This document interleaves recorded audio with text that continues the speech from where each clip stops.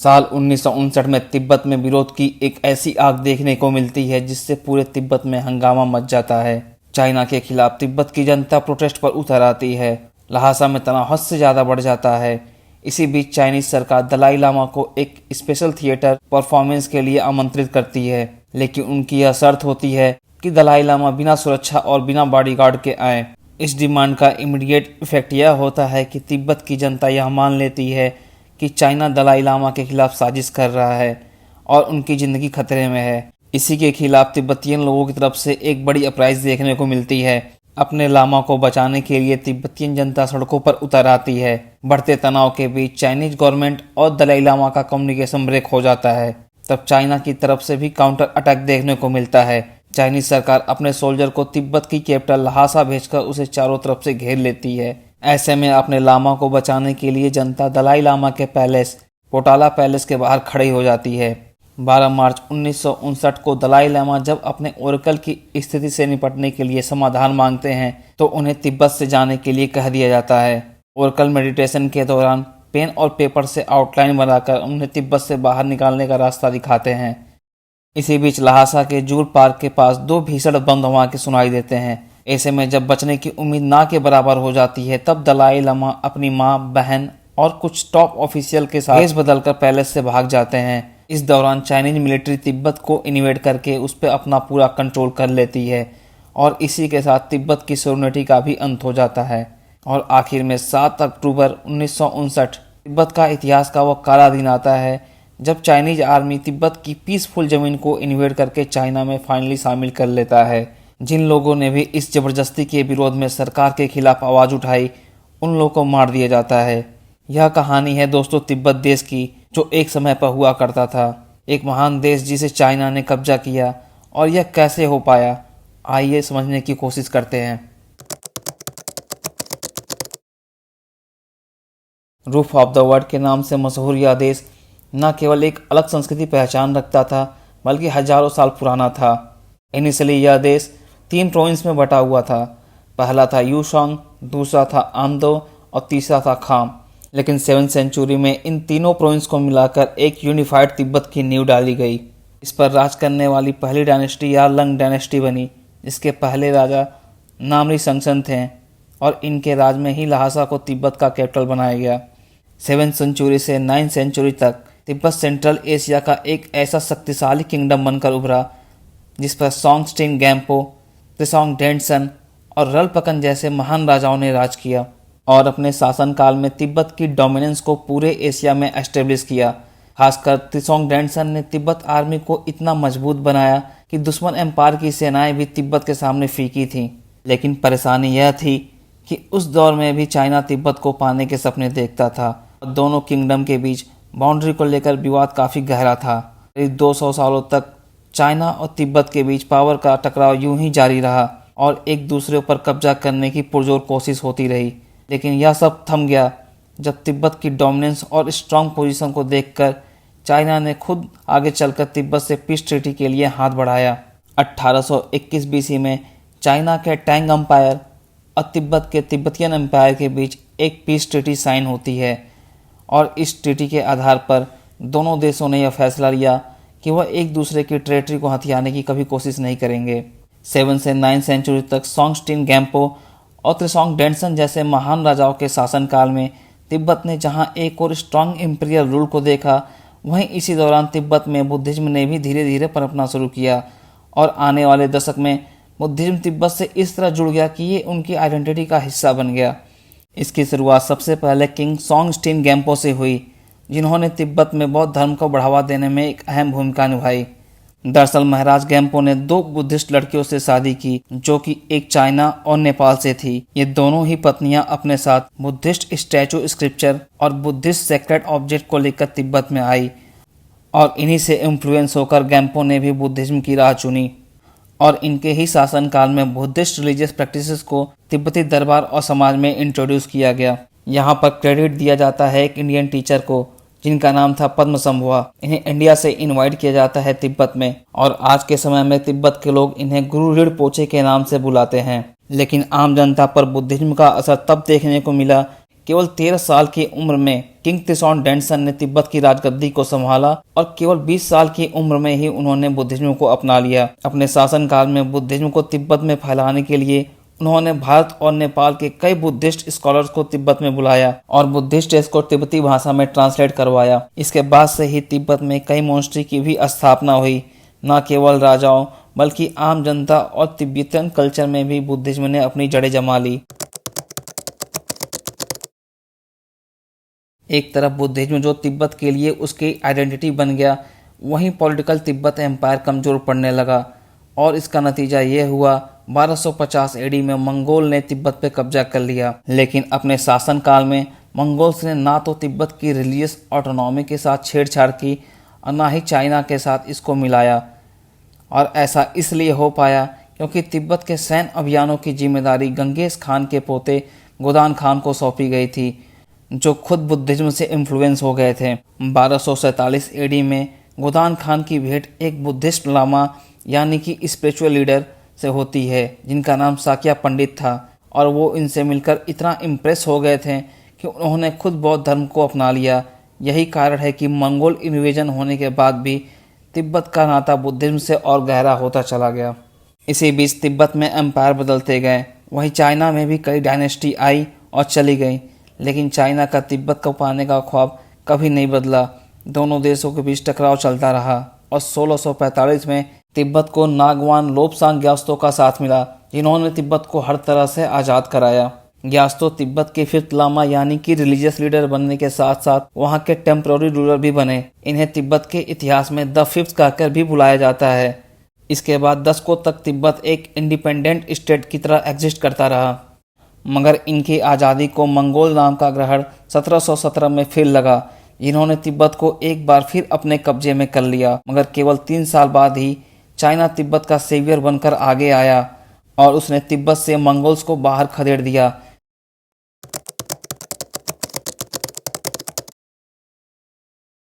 1720 में चाइना में चिंग डायनेस्टी का रूल था, जिसने तिब्बत की मदद की आड़ में वहां मंगोल का सफाया तो किया, लेकिन इस डायनेस्टी ने खुद तिब्बत के 2 खास प्रोविंस खाम और आमदो पर कब्जा कर लिया। इन प्रोविंस का कंट्रोल हाथ में आते ही चिंग डायनेस्टी ने इसे चाइना का हिस्सा बना लिया और इस प्रोविंस का नाम बदलकर किंगहाई रख दिया, जबकि तिब्बत का बाकी बचा हिस्सा चिंग डायनेस्टी के लिए एक सबऑर्डिनेट स्टेट बनकर रह गया। वहीं भारत में पहले से ही ब्रिटिशर्स की एंट्री हो चुकी थी और भारत अब ब्रिटिश राज का हिस्सा था। इसी दौरान ब्रिटिशर्स की नज़र खूबसूरत तिब्बत पर भी थी। वहीं ब्रिटिशर्स तिब्बत को रशियन एम्पायर और ब्रिटिश एम्पायर के बीच एक बफर स्टेट बनाना चाहते थे। सन 1900 से 1904 में ब्रिटेन ने यंग हस्बैंड के नेतृत्व में एक मिलिट्री एक्सपेडिशन तिब्बत भेजा और इसका मकसद सेंट्रल एशिया में ब्रिटिश एम्पायर की सुप्रीमेसी को बनाकर रखना और तिब्बत को रशियन एम्पायर के इन्फ्लुएंस से दूर रखना था। इसी के तहत अगस्त 1904 में ब्रिटिश एम्पायर ने तिब्बत की कैपिटल लहासा को कैप्चर कर लिया और जबरदस्ती तिब्बतियन रिप्रेजेंटेटिव के साथ लहासा कन्वेंशन को साइन किया। इस ट्रीटी से तिब्बत के साथ ट्रेड और डिप्लोमेटिक रिलेशन तो एस्टेब्लिश हुए, लेकिन ब्रिटिश ने तिब्बत को एक केवल ऑटोनोमस स्टेट माना। फिर इसके 2 साल बाद ही ब्रिटेन ने तिब्बत को रसिया से दूर करने के लिए चाइना के साथ एक सीनो ब्रिटिश ट्रीटी 1906 में साइन की, जिसमें ब्रिटेन ने वादा किया कि वह चाइना से एक कंपनसेशन अमाउंट लेगा और बदले में ब्रिटेन चाइना से जुड़े इस मामलों में दखलंदाजी बंद कर देगा। और इस ट्रीटी का असर यह हुआ कि ब्रिटेन ने अपनी जियोपॉलिटिक्स के चलते तिब्बत का कंट्रोल चाइना के हाथों में सौंप दिया और तिब्बत के भविष्य का फैसला ब्रिटेन और चाइना ने अकेले ही कर लिया। 1912 में चाइना, ब्रिटेन और तिब्बत के रिश्तों में एक अहम मोड़ आता है, जब चाइना में जिन्हाई रेवोल्यूशन के चलते चिंग डायनेस्टी का अंत होता है और चाइना में सिविल वार की शुरुआत होती है। इसी मौके का फायदा उठाकर तिब्बत ने भी लहासा से चाइनीज ट्रूप्स को खदेड़ दिया और उस वक्त के दलाई लामा ने तिब्बत को एक इंडिपेंडेंट नेशन घोषित कर दिया। लेकिन तिब्बत की आज़ादी चाइना के साथ साथ ब्रिटिश राज को भी रास नहीं आई, क्योंकि तिब्बत की इंडिपेंडेंस का मतलब उस पर रशियन डोमिनेंस का खतरा पैदा होना भी था। इसके लिए इसी को ध्यान में रखते हुए साल 1914 में ब्रिटिशर्स ने चाइना और तिब्बत के बीच एक शिमला एग्रीमेंट को कराया, जिसमें तिब्बत को एक ऑटोनोमस सेल्फ गवर्निंग रीजन की तरह रिकॉग्नाइज तो किया, लेकिन ब्रिटेन ने तिब्बत को चाइना से पूरी तरह एक इंडिपेंडेंट नेशन डिक्लेयर नहीं किया। इसी का नतीजा यह हुआ कि आगे आने वाले 40 सालों तक तिब्बत एक ऑटोनॉमस रीजन बनकर स्वतंत्र रहा। इस दौरान चाइना तिब्बत पर अपना इन्फ्लुएंस जमाना तो चाहता था, लेकिन खुद के देश में चल रही राजनीतिक उठापटक, सिविल वार और तिब्बत में ब्रिटिशर्स के इन्फ्लुएंस के चलते चाइना तिब्बत से दूर ही रहा। अब साल 1949 आया। चाइना एक आज़ाद देश बनकर उभरा और इसी के साथ तिब्बत की शांति के दिन भी पूरे हो गए। दरअसल इसी दौरान चाइना की राजनीति में कम्युनिज्म का उदय हुआ। माओ जेडुंग के नेतृत्व में देश में कम्युनिस्ट रेवोल्यूशन तेज हो गया। इसका नतीजा यह हुआ कि Communist Party People's Republic of China ने चाइना में सरकार बनाई और माओ जेडुंग को प्रेसिडेंट के तौर पर सत्ता को संभाला। माओ जेडुंग पावर में आते ही सबसे बड़ी डेवलपमेंट यह हुई कि इन्होंने तिब्बत को लिबरेट करने और अपने मदरलैंड से मिलाने का जिम्मा उठा लिया। माओ जेडुंग एक कट्टर कम्युनिस्ट थे जो तिब्बत को चाइना का हिस्सा मानते थे। साथ ही चाइनीज कम्युनिस्ट पार्टी भी यह मानती थी कि हर हाल में तिब्बत चाइना का एक अभिन्न हिस्सा है। इसलिए उसे हथियाने के लिए माओ जेडुंग ने पीपल लिबरेशन आर्मी को यह ऑर्डर दिया कि वह तिब्बत में घुस जाए और तिब्बत सरकार को बातचीत करने के लिए प्रेरित करें। जहां एक तरफ सोवियत मिलिट्री इक्विपमेंट से ऑक्यूपाइड 5 मिलियन चाइनीज सोल्जर थे, वहीं दूसरी तरफ तिब्बत की सरकार थी जिनके पास ना तो सेना थी, ना ही मॉडर्न वेपन्स, ना ही वो युद्ध के लिए तैयार थे। हालांकि तिब्बती सरकार ने बीते सालों में तिब्बतियन आर्मी को मॉडर्नाइज करने के कई सारे प्रयास किए तो थे, लेकिन उन्हें हर बार असफलता ही हाथ लगी थी।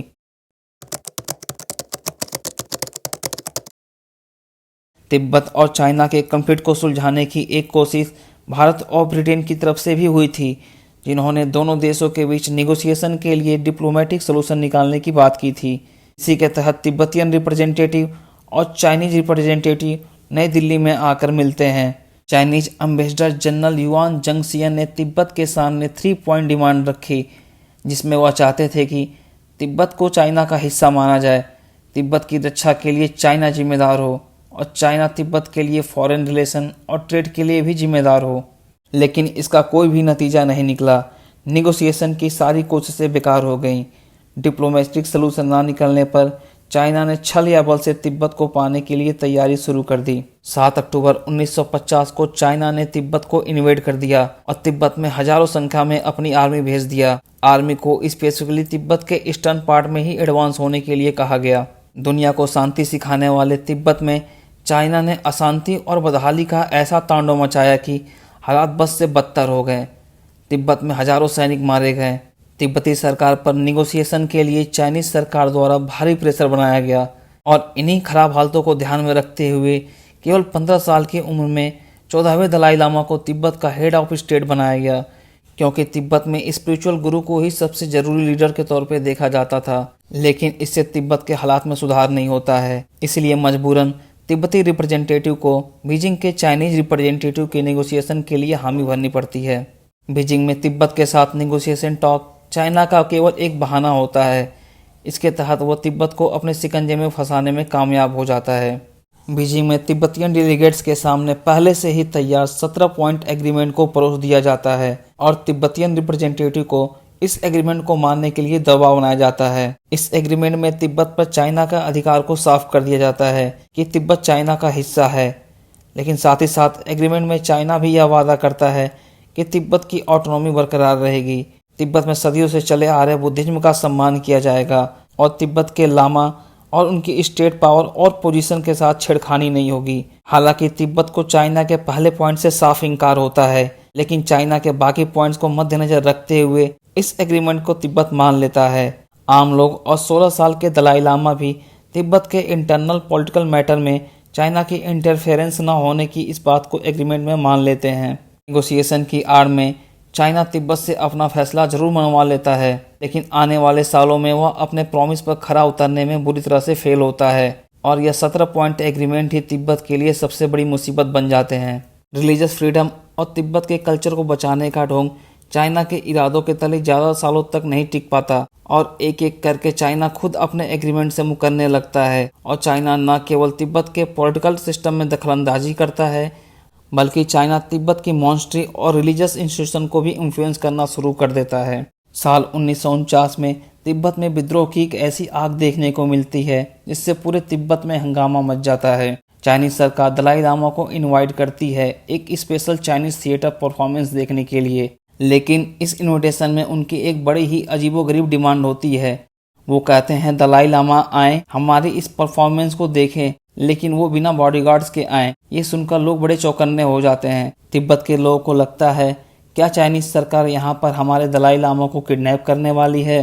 दलाई लामा जब अपने ओरेकल की इस स्थिति से निपटने का समाधान मांगते हैं तो वह उन्हें तिब्बत से जाने के लिए कह देते हैं। इसी बीच लहासा के जूल पार्क के पास 2 बड़े धमाके होते हैं। ऐसे में जब बचने की उम्मीद ना के बराबर हो जाती है तब दलाई लामा अपनी माँ, बहन और कुछ टॉप ऑफिशियल के साथ भेष बदलकर पैलेस के बाहर आ जाते हैं और लहासा शहर के बाहर निकलने का रास्ता खोजते हैं। लहासा से निकलकर दलाई लामा भारत का रुख करते हैं। दूसरी तरफ चाइनीज गवर्नमेंट दलाई लामा को पकड़ने के लिए एक्सटेंसिव सर्च ऑपरेशन को अंजाम देती है। कई प्लेन्स को दलाई लामा की खोज में लगाया जाता है, लेकिन कई रातों तक चलते चलते दलाई लामा ईस्टर्न हिमालयाज की पहाड़ियों पर पहुंचते हैं। 2 हफ्ते चलने के बाद दलाई लामा आखिर तिब्बतियन विलेज पहुंचते हैं जो कि इंडियन बॉर्डर के पास था। यहाँ से वो प्राइम मिनिस्टर जवाहरलाल नेहरू को चिट्ठी लिखते हैं और तिब्बत की स्थिति को समझाते हुए वह उनसे भारत में शरण की मांग करते हैं। Tibet went under the control of Red China and the Tibetan government lost its powers in 1951. I, my government officers and citizens have been trying to maintain peace in Tibet, but the Chinese government। इस चिट्ठी के मिलते ही Jawaharlal Nehru Assam rifles के soldiers को भेजते हैं और Indian borders पर पूरे सम्मान के साथ दलाई लामा का भारत में स्वागत करते हैं। अभी इस पर हॉलीवुड की एक नई मूवी आने वाली है जिसका नाम 4 रिवर एंड 6 रेंजर है।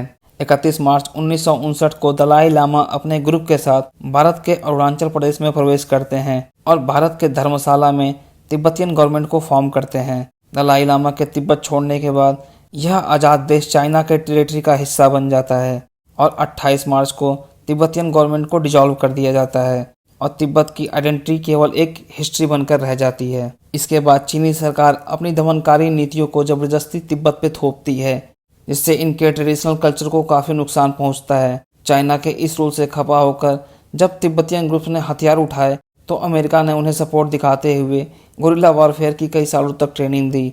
हालांकि तिब्बतियन गुरिल्ला वॉरफेयर में कुछ ज़्यादा बेहतर नहीं कर पाए।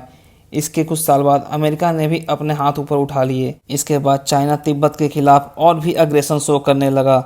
तिब्बत में 6000 से ज़्यादा बुद्धिस्ट मॉन्स्ट्री और कल्चर साइट को तबाह कर दिया जाता है। साल 1966 से 1976 के बीच हजारों तिब्बतियंस चाइना के सेपरेशन से मारे जाते हैं या फिर भुखमरी से मारे जाते हैं। जो तिब्बत चाइना की तरह डेवलपमेंट होने के सपने देख रहा था वहाँ पर भुखमरी और ज़्यादा बढ़ जाती है। इसी का नतीजा यह है कि आज तिब्बत चाइना का सबसे अंडर डेवलप्ड और हाईली पॉवर्टी रीजन में से एक है। कभी खूबसूरती और शांति का प्रतीक कहलाने वाला यह देश आज केवल दुख और बदहाली से गुजर रहा है। हालांकि चाइना के रूल के खिलाफ तिब्बत में आवाज़ें कई बार उठी हैं, लेकिन तिब्बत का अब चाइना के चंगुल से निकलने का यह हसीन ख्वाब एक ख्वाब ही रह गया है।